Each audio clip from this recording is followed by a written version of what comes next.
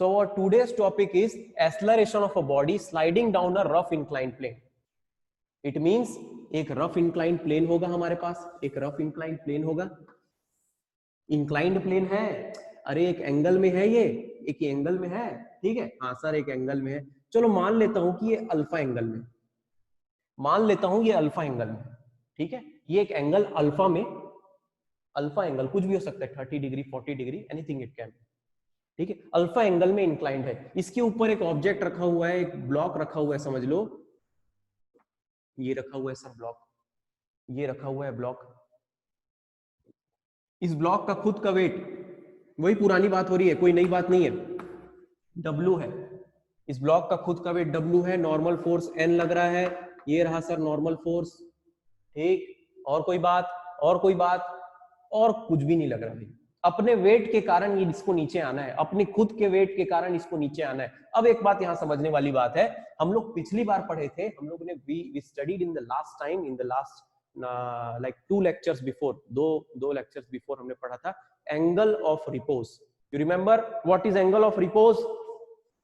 याद आ रहा है सर, याद आ रहा है, एंगल ऑफ रिपोज एक ऐसा एंगल जिसको फाई से डिनोट करते थे, एक ऐसा एंगल था जिसको फाई से डिनोट करते थे, और वो क्या करता था, वो ऐसा एंगल था जिसमें ये ऑब्जेक्ट अपने खुद के वेट के कारण जस्ट मूव होने वाला है, मतलब इसका खुद के वेट के कारण, अरे मालूम है ना, आप किसी ज्यादा ही इंक्लाइंड प्लेन में जाके बैठ जाओगे तो आप अपने आप खुद के वेट के कारण, आप खुद को धकेलोगे नहीं, फिर भी खुद के वेट के कारण नीचे जाने लगोगे, ठीक है, तो एक ऐसा angle, minimum angle at which, minimum angle, phi की बात कर रहा हूं, अल्फा की नहीं, अल्फा की नहीं, फाई एक ऐसा एंगल है, minimum angle at which, minimum angle at which this body, this object, this block starts to slide down the inclined plane by itself, by itself का मतलब because of its own weight,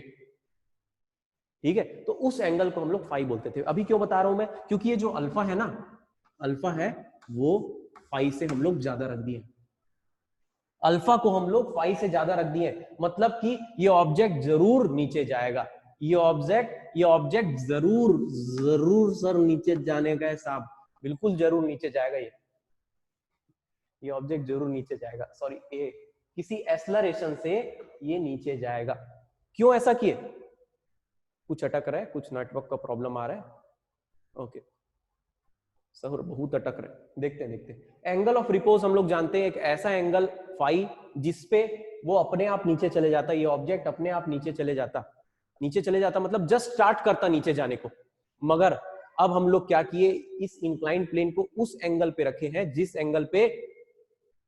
angle पे ये अपने आप नीचे जाने लगेगा, एक एक्सेलरेशन ए से। ऐसा कब होगा, जब वो एंगल ऑफ रिपोज से ज्यादा हो, तो हमने एंगल ऑफ रिपोज मतलब अपने आप नीचे जाने लगेगा एक्सेलरेशन ए पाकर, एक्सेलरेशन मिलते जाएगा इसको। तो चलो अब हम लोग देखते हैं इसका रिजोल्यूशन, क्या क्या फोर्स इस पे लग सकते हैं, और फिर एक्सेलरेशन की वैल्यू का एक एक्सप्रेशन निकाल लेते हैं। तो चलो W को, ये W बेटा है हमारा वेट, इसको हम लोग रिजॉल्व कर देते हैं horizontal component and vertical component, यानी वर्टिकल कंपोनेंट और horizontal component of the inclined plane. याद आ रहा है, पहले ही करके रखे, ये W है सर, तो मान लो मैं वर्टिकल में अगर इसको ऐसे दिखाऊं, ठीक, तो यहां से अल्फा एंगल बनाएगा, ये अल्फा है तो ये भी अल्फा होगा, पिछली बार देखे थे, अरे हाँ देखे थे क्या, हाँ बिल्कुल सही यश, बिल्कुल सही, पिछली बार देखे थे ना, बिल्कुल सही रघुवीर वाई दिस विल बी, नहीं अल्फा बना रहा है ना, ये अल्फा एंगल इधर से बना रहा है, मतलब W cos अल्फा होगा ये, अरे होगा कि नहीं होगा, कि मैं झूठ बोलिया ना जी, अरे देखो अल्फा एंगल जिधर से बनाता है उधर ही से तो W cos अल्फा होता है, हाँ कॉस क्यों सर, कॉस ही क्यों, तो याद करो वेक्टर वाला बात, फिर से सर मैंने पढ़ाया था वेक्टर वाली बात, है ना, अगर जहां से एंगल बना रहा है कोई फोर्स, वर्टिकल या हॉरिजॉन्टल दोनों तरफ से, जहां से एंगल बना रहा है उस तरफ वाले को कॉस के साथ मल्टीप्लाई करके उसका कंपोनेंट बता दो। अरे याद आया अश्मित, याद आया कि नहीं आया, तो चलो अगला क्या होगा, अरे सर ये W cos अल्फा हो गया, तो अगला सर W sin अल्फा ही होगा, तो वर्टिकल वाला W cos अल्फा हो गया, तो सर ये तो W sin अल्फा होना ही होना है। ठीक है, अब देखो यहां पे कौन सा फोर्स है जो उसको नीचे धकेल रहा है और एक्सेलरेशन ए दे सकता है? क्या W cos अल्फा होगा? क्या W cos अल्फा होगा? अरे होगा क्या? अरे होगा क्या? W cos अल्फा हो सकता है क्या? हो सकता है क्या W cos अल्फा? हाँ, नहीं सर, W sin अल्फा ही होगा। देखो ना, इंक्लाइंड प्लेन के अलोंग वही उसको नीचे ला सकता है, नीचे ला सकता है। ऊपर, सॉरी, ये W cos अल्फा तो नीचे की तरफ काम कर रहा है, इंक्लाइंड प्लेन के वर्टिकल में काम कर रहा है। नहीं सर, ये कुछ नहीं कर सकता। ठीक है, अच्छी बात है। तो ये इसको नीचे ला रहा है, क्या कोई रुकावट पैदा करेगा? क्या इसको नीचे आने में कोई रुकावट पैदा करेगा? हाँ सर, फ्रिक्शनल फोर्स करेगा। चलो फ्रिक्शनल फोर्स लगा देते हैं सर। कौन सा फ्रिक्शनल फोर्स? क्योंकि ये मोशन में है अभी ऑब्जेक्ट, ये मोशन में है, तो कौन सा फ्रिक्शनल फोर्स की बात कर रहे हैं हम लोग? स्टैटिक फ्रिक्शन, लिमिटिंग फ्रिक्शन कि kinetic friction? Kinetic friction sir, kinetic friction. Kinetic friction इसको अपोज करेगा, इसको रुकावट पैदा करेगा, यानी कि यहां पर एक एक्सेलरेशन ए प्रोवाइड हो रहा है। ठीक है, एक्सेलरेशन ए तो मिल रहा है, मगर वो एक्सेलरेशन ए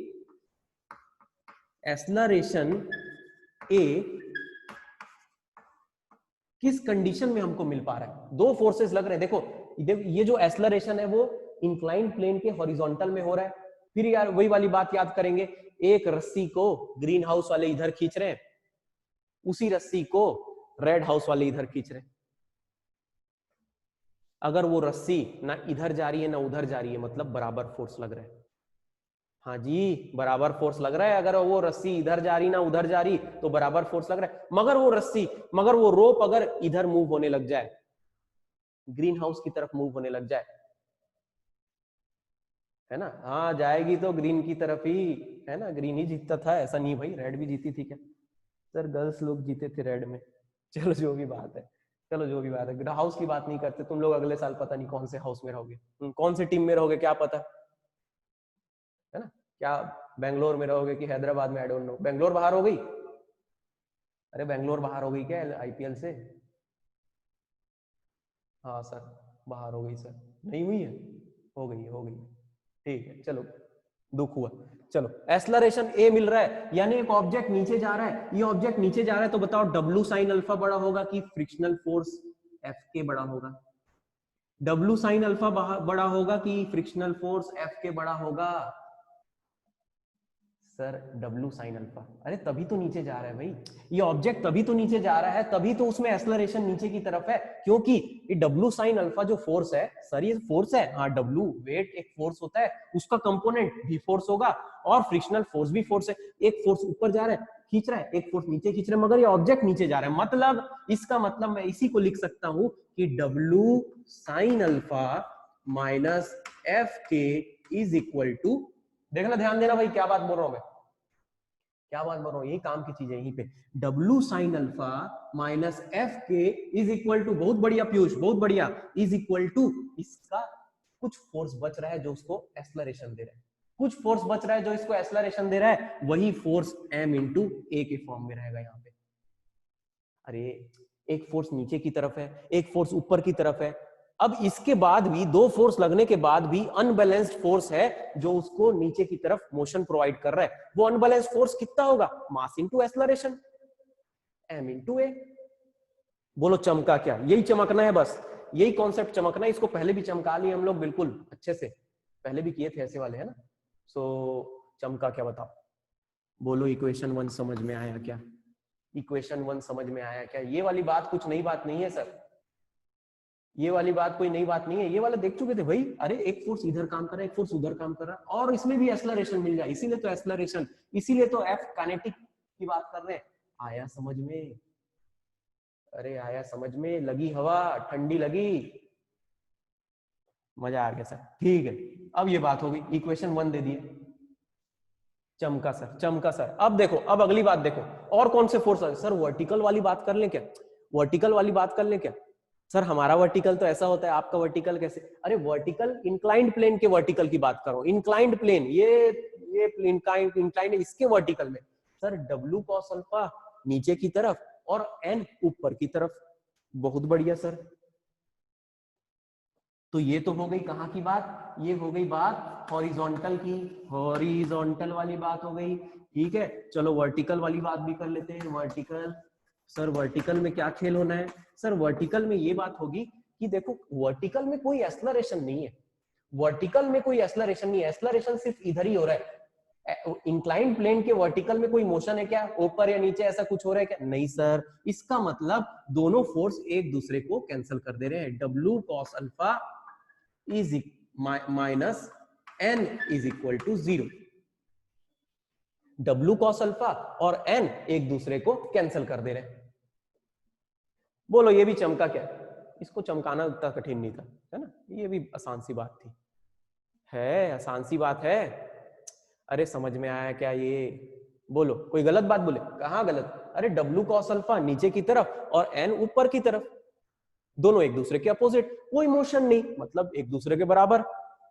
एक दूसरे के बराबर या बोल लो ऐसे कि एक दूसरे को कैंसिल कर देने। तो देखो W cos alpha minus n is equal to 0, तो इस माइनस n को इधर ले आओ तो भी कोई बड़ी बात नहीं, माइनस n को इधर ले आओगे तो W cos alpha is equal to n। हाँ जी ना जी? यस सर, नो सर, अरे कौन से सर बताइए? दोनों बात समझ में आई? ऐसे ही कर रहे हैं हम लोग, हमेशा यही बात कर रहे हैं क्या कि हम लोग हॉरिजॉन्टल और वर्टिकल दोनों को अलग अलग नापते हैं, अलग अलग नापते हैं। बिल्कुल सर, हॉरिजॉन्टल में तो देख लिए एक एक्सेलरेशन था, इसलिए दोनों को सब्ट्रैक्ट करने के बाद भी एक कुछ फोर्स बच रहा था जो एक्सेलरेशन दे रहा था, m into a। अगला W cos alpha is equal to n मिल गया क्योंकि दोनों एक दूसरे के बराबर है, या फिर W cos alpha minus n is equal to 0, कोई मोशन नहीं, इसलिए m into a में से a की वैल्यू 0। देख लो मैं क्या बात बोला, कुछ लोग सर ये 0 कैसे हुआ, 0 कैसे हुआ? अरे देखो W cos alpha minus n is equal to 0 क्यों हुआ? क्योंकि मास तो 0 नहीं है इस ऑब्जेक्ट का, मगर एक्सेलरेशन इन वर्टिकल कंपोनेंट 0 है। वर्टिकल इसमें कोई एक्सेलरेशन नहीं मिला, ऐसा एक्सेलरेशन, तो उसकी वैल्यू 0, तो m into 0 is equal to 0, तो इसीलिए W cos alpha is equal to n। चलो आगे बढ़ते, चलो आगे बढ़ते, आगे बढ़ाओ सर, आगे बढ़ाओ दुकान को सर। ठीक है, अब देखो, अब W sin alpha minus F के, इसकी बात करता हूं, ये एफ के वाले की बात करता हूं। F K is equal to कितना होता है sir? F K is equal to sir, F K is equal to, F K is equal to अभी बताए थे आप म्यू के इंटू एन। हाँ जी ना जी? अरे बताए थे F K is equal to mu K into N. देखो इसमें से वैल्यू पुट कर देता हूं, इसमें से ये गया सर, ये इक्वेशन हमारा क्या, W sin अल्फा, देखो वही कर रहा हूं, बस गणित बचा है, अब फिजिक्स पूरा खत्म हो गया। W sin alpha minus mu के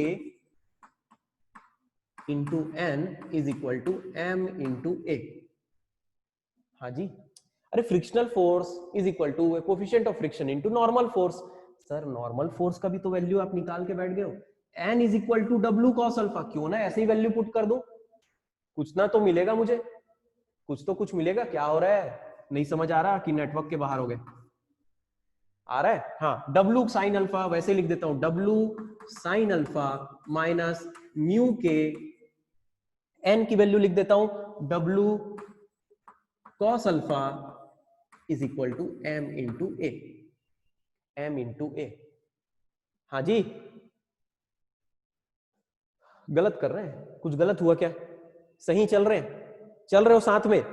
नोटबुक और पेन पेंसिल लेके साथ में चल रहे हो? साथ में चलते जाओ, बिल्कुल उसी समय क्लियर हो जाएगा, रिवाइज करना नहीं पड़ेगा। ठीक है, अच्छा एक बात बताऊंगा बाद में। हाँ देखो आखिरी में, तो W का sine alpha minus mu K W cos alpha is equal to m into A. एक काम करता हूं, W इज इक्वल टू जानता हूं मैं, W इज इक्वल टू क्या होता है, m इंटू जी। अरे W is equal to m into G होता है, W is equal to m into G होता है। रख देते हैं सर, क्यों क्यों रख रहा हूं इस पे भी ध्यान देना सर। हाँ m कट जाएगा, मजा आ गया यार, m कट जाएगा, यही तो बात है। अरे m g sine alpha minus mu K m g cos alpha is equal to m a। ठीक है, mm कैंसिल करना है ना भाई, इधर देखो इसमें भी m, इसमें भी m और इसमें भी m, mm निकाल के कैंसिल कर देंगे, बढ़िया है। क्योंकि आखिरी में हमको पता चलने वाला है ये जिस एक्सेलरेशन से नीचे आएगा ना वो मास पे डिपेंड ही नहीं करता, मास पे डिपेंड ही नहीं करेगा, आखिरी में बताऊंगा, आखिरी में। हाँ थोड़ा सा प्रॉब्लम आ रहा है, चलो देखते हैं, मैं रिकॉर्ड भी कर रहा हूँ वैसे, this will get recorded also. Yes, so see क्या कर सकते हैं, यही लिखा जाए, यही लिखा जाए। सर बाहर निकाल देता हूँ एम जी को, तो बचा sine alpha minus mu K cos alpha, mu K cos alpha, mu K cos alpha is equal bracket one is equal to M into A. ठीक है सर, एम जी तो आपने निकाल दिया, जिसमें से एम एम कैंसिल कर देते हैं, एम और एम कैंसिल, एम और एम कैंसिल, मिटाया जाए यहाँ पे, मिटाया जाए यहाँ पे, मिटाता हूं सर, एम और एम कैंसिल, क्या बच रहा है अब, क्या बच रहा है बच्चों, देखो क्या बच रहा है सर, बच रहा है G sine alpha minus mu K, अच्छी राइटिंग बनाओ, sine alpha minus mu K cos alpha is equal to A, is equal to A. Acceleration की वैल्यू मिल गई हम लोग को, देखो एक्सेलरेशन की वैल्यू, इसको मैं ऐसा लिख देता हूं, थोड़ा सजा के लिख देता हूं, A is equal to G into sine alpha minus mu K cos alpha. ये बड़ी काम की चीज मिली बच्चों, ये बहुत काम की चीज मिल गई। क्या काम की सर, दैनिक जीवन में इसका क्या उपयोग है? अरे बहुत काम की चीज है फिजिक्स वालों के लिए जो साइंस में इंटरेस्ट रखते हैं। देखो एक्सेलरेशन, कितने एक्सेलरेशन से ये नीचे जाएगा ये आप कैलकुलेट कर सकते हैं, सिर्फ आपको जी की वैल्यू जो पहले से पता है 10 मीटर पर सेकंड स्क्वायर पहले से पता है, और एंगल की वैल्यू रख दो बस, मतलब आप जी तो पहले से पता है आपको, अर्थ में बैठ रहते हो आप, है ना, ये जो एंगल है उसको कैलकुलेट कर लो, ये एंगल को कैलकुलेट कर लो, और दोनों सरफेस के बीच का कोफिशिएंट ऑफ फ्रिक्शन पता कर लो, दोनों सरफेस के बीच का कोफिशिएंट ऑफ फ्रिक्शन पता कर लो, तो आपको जिस एक्सेलरेशन से ये नीचे जाएगा वो पता चल जाएगा। मतलब आपको सिर्फ एंगल पता करना है, सर मैं ना ऐसा 30 डिग्री में रखा हूं, कितने एक्सेलरेशन से नीचे जाएगा बिल्कुल पता चल जाएगा। You don't have to worry about the weight of the object. You don't have to worry about what force is acting along the inclined plane. You don't have to worry about what is the normal force. You just have to think about what is the angle. और angle आप calculate कर सकते हैं, instruments रहते हैं भाई, है ना। तो सर म्यू के कैसे कैलकुलेट करें? म्यू के कैलकुलेट करने के लिए अलग से एक क्लास लिया था मैंने, याद आ रहा है कि नहीं? म्यू के कैलकुलेट करने के लिए बिल्कुल बता दिए थे कि वेट होता है जो फोर्स लगा रहे हो आप, उसके फ्रिक्शनल फोर्स उसी के बराबर, ऐसा करके, याद आ रहा है? बताओ। हाँ टेन थीटा से पता चल जाता था क्या? यस मेरे को समझ नहीं आया, है ना। सो मेरे को समझ नहीं आया क्या आप पैराबोला बोल रहे हो, ठीक है। तो a is equal to G sine alpha minus mu cos alpha, बोलो चमका, ये कॉन्सेप्ट चमका, बस न्यूमेरिकल देखना है, ये कॉन्सेप्ट चमका तो न्यूमेरिकल देखते हैं, बताओ चमका सर? हाँ सर। कोई कठिन नहीं सर, कोई कठिन बात है इसमें, मगर क्वेश्चन यहां से फंसते बच्चों, देखो क्वेश्चन कैसे फंसते, ऐसे ही वाला क्वेश्चन दे सकता है, ऐसे ही वाला क्वेश्चन आपको नीट जेडब्ल्यू में भी देता है, ऐसे ही वाला क्वेश्चन तो हम तो यहीं भी दे देते हैं, है ना। एग्जाम में ना क्वेश्चन यहीं से मजा आते हैं देने में, वो छोटे छोटे क्वेश्चन मजा नहीं आता। क्या हो रहा है, एक ऑब्जेक्ट है, खुद के वेट के कारण वो नीचे एक्सेलरेट करने लग जाएगा, क्योंकि उसका एंगल हमने एंगल ऑफ रिपोज से ज्यादा रखा है। याद रखना एंगल ऑफ रिपोज क्या था, वो एंगल जिसपे वो ऑब्जेक्ट जस्ट स्टार्ट करता था मोशन करना, जस्ट स्टार्ट करेगा मोशन, एक्सेलरेशन करना, मतलब मूव करना, ठीक है। तो चलो अब हम लोग एक न्यूमेरिकल देखते हैं, एक क्वेश्चन मैं आप लोगों को शो करता हूं, एक क्वेश्चन शो करता हूं। चलो एक क्वेश्चन देखना बेटा, एक क्वेश्चन देखना है आप लोग। इस क्वेश्चन में पूछ रहा है, अच्छा क्वेश्चन में पूछ रहा है, एक न्यूमेरिकल है, न्यूमेरिकल क्वेश्चन है, आसान सा न्यूमेरिकल सा क्वेश्चन है। उसके बाद एक क्वेश्चन मैं आपको असाइनमेंट में दूंगा। ये क्वेश्चन क्या बोल रहा है देखो, देखो इसी यहीं पे सॉल्व करने लग जाएंगे, ठीक है। ये क्वेश्चन को देखो, ये क्वेश्चन को देखो, ये क्वेश्चन बोल रहा है a block of mass 10 kg, यानी कि ये 10 kg का ऑब्जेक्ट है, ठीक है। हाँ सर ये 10 kg का ऑब्जेक्ट है, इस sliding on a surface inclined at an angle of 30 degree, alpha की वैल्यू 30 दे दी है, यहाँ पे 30 दे दिया है, बोल लो 30 दे दिया है, ठीक है, हॉरिजॉन्टल से। इफ द कोफिशिएंट बोलता है कि if the coefficient of friction between the block and the surface is 0.5, मतलब कि म्यू की वैल्यू दे दी है, म्यू के की वैल्यू दे दी है 0.5, म्यू के की वैल्यू दे दी है 0.5, 0.5 दे दिया। Find the acceleration produced in the block. कोई बड़ी बात नहीं बोले, कोई बड़ी बात नहीं बोला है, बोलता है कि अगर आपको मास दिया हुआ है 10 kg का, ठीक, और अल्फा की वैल्यू दे दी है, अल्फा की वैल्यू दे दिया है 30 degree, 30 degree. So how what will be the acceleration produced in the block। ठीक है, चलो सॉल्व करें, तो चलो स्टार्ट करें, न्यूमेरिकल सॉल्व करें, न्यूमेरिकल सॉल्व करें, क्या क्या गिवन है देखते हैं। चलो question number 1 sir, question number 1, question number 1 आया किसी का आंसर? नहीं सर, कोशिश ही नहीं की है, करना चाहिए कोशिश, बहुत आसान सर, बहुत आसान सर। देखो देखो क्या क्या दिया हुआ है, अरे क्या क्या दिया हुआ है, गिवन में देख लेते हैं। गिवन में सर क्या क्या है, गिवन में बोलते हैं मास इज इक्वल टू, चलो देखो given is equal to, given में मास दिया है m is equal to 10 kg, और क्या बोलता है और बोलता है सर म्यू के की वैल्यू बोलता है 0.5 और अल्फा की वैल्यू 30 डिग्री।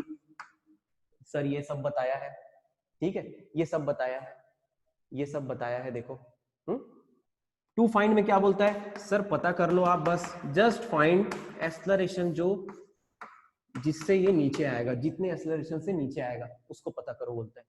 तो हम लोगों ने अभी फॉर्मूला निकाल के देखा है, we know that, what do we know, एक ही फॉर्मूला, अभी फॉर्मूले में हमने देखा, हम लोग फॉर्मूला निकाले ना, उसको कॉन्सेप्ट से निकाले, तो कॉन्सेप्ट को समझना आप लोग, फॉर्मूले को मत रट देना। कॉन्सेप्ट क्या है सर, हॉरिजॉन्टल में जो फोर्स लग रहे हैं वो एक दूसरे को माइनस करके एक एक्सेलरेशन प्रोवाइड करने वाला फोर्स देंगे, और ये वर्टिकल वाले एक दूसरे को कैंसिल कर देंगे, हाँ वर्टिकल वाले एक दूसरे को कैंसिल कर देंगे। तो क्या फॉर्मूला देखे थे सर, यहाँ पे दिखाओ formula, A is equal to G into sine alpha minus mu K cos alpha, यही देखे थे जी, अरे यही देखे थे, यही फॉर्मूला देख के बैठे थे। हाँ सर यही था, जिसमें से देखो A की वैल्यू आपको नहीं मालूम, पता करना है, G की वैल्यू आप 10 ले लो, 10 ले लो, 9.8 ले लेना, कोई कठिन करना है तो 10 ले लेना। अल्फा की वैल्यू 30 डिग्री दी हुई है, साइन अल्फा की वैल्यू कितनी होती है sir, sine alpha is equal to 10 into sine 30 minus 0.5 into cos 30 degree. अरे हाँ या ना, नहीं याद है सर, अरे कैसे याद है, हाँ बिल्कुल सही, बिल्कुल सही। ए 10 इंटू साइन 30 1/2 माइनस, याद नहीं है, 0.5 इंटू सर कॉस 30 √3/2, √3/2। तो चलो ये हुई बात, अब सॉल्व करना है आप लोग। क्या √3 की वैल्यू कुछ ले लेना सर, √3 आंसर, √3 आंसर, √3 कैसे आएगा भाई, a इज इक्वल टू, चलो मल्टीप्लाई करते हैं, तो 10 इंटू हाफ 5 हो जाएगा, 10 इंटू हाफ 5 हो जाएगा, माइनस देखो ये 0.5 को भी हाफ लिख सकता हूं मैं, हाफ लिख सकता हूं, तो 10 इंटू हाफ फिर 5 हो जाएगा, तो -5 √3/2, √3/2 2, ठीक है, ये आएगा आंसर, ये कुछ आएगा आंसर। देखो कितने लोग का ये आ रहा है भाई, देखो मेरे हिसाब से तो यही आ रहा, 5 - 5 या फिर 5 को बाहर ले लेना, 1 - √3/2, डेसिमल में लाओगे, अरे डेसिमल में लाओगे, डेसिमल में ला के देखना, डेसिमल में ला के देखना आप लोग, डेसिमल में अगर लाए, किसी का डेसिमल में अगर आ जाए, बायो वाले लोग डेसिमल में ला के देखना, बायो वाले लोग मजा लेना है मैथ्स का, इसका डेसिमल में आंसर आ जाएगा something about 0.67 metre per second square, छुप रहे, छुप रहे, is equal to 0.67 metre per second square, ये आएगा 0.675 या 0.674 ऐसा कुछ आएगा metre per second square. This is your answer. See, एक चीज यहाँ पे घुमाने के लिए क्या दिया हुआ है, बहुत अच्छा घुमाता है, ये मास, सर मास दिया है मगर मास का तो कोई वैल्यू हमने पुट किया ही नहीं, ठीक है, हाँ कोई बात नहीं, अगर आपका कैलकुलेशन में गलत हो रहा है तो जल्दी जल्दी करने में हो सकता है, ठीक है, मगर एक बार ध्यान देना, हमारा कॉन्सेप्ट बिल्कुल नहीं बिगड़ना चाहिए, हमारा फॉर्मूला कैसे बना है उस पे ध्यान देना, क्योंकि ये फॉर्मूला जो हमने रट के बना दिया है उसको अगर हमको अप्लाई करके भी करना है तो कर सकते थे। याद आ रहा है कैसे कर सकते? हम क्या करेंगे, ये वाला फोर्स और वो वाला फोर्स, अब हम लोग मास का वैल्यू को ध्यान में रख के करेंगे, या फिर फॉर्मूला डायरेक्ट यूज करो क्योंकि फॉर्मूला आपको पता है कैसे आया। ओके, जगदीश का आंसर आया है, अश्मित भी लाया है आंसर, और हाँ बाकी लोग भी लाए, वंशिका भी लाई। ओके ओके, चलो एक असाइनमेंट क्वेश्चन मैं आपको दिखाता हूं, नोट डाउन करना। Look at this question, one more question, I will send the answer in the PDF, मगर उसके पहले खुद को जज करो, खुद को आप देखो कि मैं सॉल्व कर सकता हूं कि नहीं, क्या कर सकता हूं सर मैं, do you have that knowledge in you. चलो एक क्वेश्चन देखते हैं, एक क्वेश्चन देखते हैं, वो कॉन्सेप्ट की बात है, बस वो कॉन्सेप्ट पे पकड़े रहना और ये क्वेश्चन को सॉल्व करके देखना। देखना ये पिछला क्वेश्चन हमने जो सॉल्व किया ये पीडीएफ में आपको मिल जाएगा। चलो एक क्वेश्चन है, देखो एक क्वेश्चन को देखो, अ ब्लॉक, यही है, a block slides down an inclined plane of 30 degree, 30 degree के इंक्लाइंड प्लेन में स्लाइड कर रहा है, पहले ही बता दिया कि स्लाइड कर रहा है मतलब काइनेटिक फ्रिक्शन लगेगा, ठीक है, काइनेटिक फ्रिक्शन अपोजिट में लगेगा, ठीक है। हाँ, उसके बाद बोलता है एक्सेलरेशन, जो जिस एक्सेलरेशन से ये नीचे जा रहा है ना वो g/4 है, मतलब g की वैल्यू आप रख सकते हो 9.8/4 ले लो या 10/4 ले लो, उतने एक्सेलरेशन से नीचे जा रहे हैं, ठीक है। या तो g की वैल्यू रखो या तो कैंसिल कर देना, देखना आप लोग अपना दिमाग लगाइए। Find the coefficient of kinetic friction, mu के की वैल्यू निकालो बोलता है, बनेगा? कोई कठिन क्वेश्चन है? 4 ऑप्शन दे देता, कुछ भी दे देता भाई, 4 ऑप्शन दे देता आपको, चारों ऑप्शन में से आपको इसमें से पता करना रहता, कुछ भी दे देता, 1/√3, दूसरा ऑप्शन दे देता 1/2√3, तीसरा ऑप्शन दे देता 1/3√3, चौथा ऑप्शन दे देता 1/4√3, ऐसा कुछ भी दे देता। Mass is not given, yes yes Ishika, mass is not given because mass की जरूरत आपको फॉर्मूले में लग भी नहीं रही है। देखो फॉर्मूले में A = G × sin alpha minus mu के cos अल्फा, क्यों मास की वैल्यू नहीं लग रही है? क्योंकि मास पे एक्सेलरेशन डिपेंड ही नहीं करता, कितना भी भारी ऑब्जेक्ट हो, वो सिर्फ म्यू के यानी coefficient of friction between the block and the surface and the angle पे डिपेंड करता है। देखो एंगल पे और कोफिशिएंट ऑफ फ्रिक्शन पे एक्सेलरेशन है कि नहीं, समझने वाली बात। बन जाएगा, try to solve it by yourself, try to solve it. हाँ हाँ रघुवीर, यू आर करेक्ट, करेक्ट, एक आंसर आ भी गया है, कोई बात नहीं, इसको सॉल्व करना, सॉल्व करके आप आंसर को ग्रुप में शेयर करना, जिसके भी जो भी आंसर है। उसके बाद मैं ये पीडीएफ का आपको भेजूंगा, तो you will see the correct answer and the procedure also, जिनसे नहीं बना है वो भी देख लेना कि कैसे बना है। So this is it for today, I hope you have understood acceleration of a body sliding down a rough plane या रफ इंक्लाइंड प्लेन। बोलो आज का कॉन्सेप्ट समझ में आया? आज का क्वेश्चन बनता है भाई, हाँ ग्रुप को अलाउ कर दूंगा मैं, I will allow for the group. आज का समझ में आया? बनी बात? बनेंगे ऐसे क्वेश्चन, ऐसा कोई भी क्वेश्चन आ जाए तो बन जाएगा। कॉन्सेप्ट हमको समझना है बस कि कितने फोर्स हॉरिजॉन्टल में है, कितने फोर्स वर्टिकल में, क्या एक्सेलरेशन है। If you are able to solve this kind of question, previous question you are easily able to solve. So this is it for today, try to solve more number of question from reference book. Yes, students are getting answer, correct answer, Ishika, right? So keep studying. Have a nice day.